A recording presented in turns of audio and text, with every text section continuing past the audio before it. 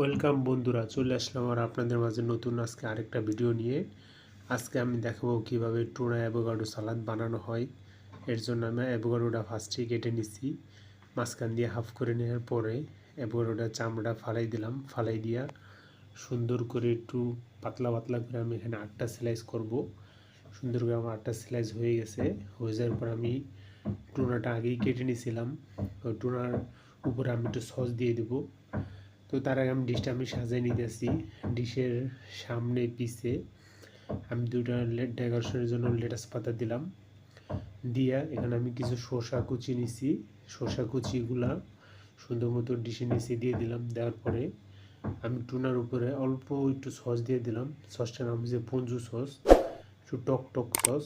সসটা আমি দিয়া সুন্দর মতো প্রথমে অ্যাভোকাডো, এরপর টুনা, প্রথমে অ্যাভোকাডো এরপরে টুনা, এভাবে আমি সুন্দর করে 8টাই এভাবে সাজিয়ে দেবো। একদম শেষ পর্যন্ত দেখেন আমি কি সুন্দর করে সাজিয়ে দিছি।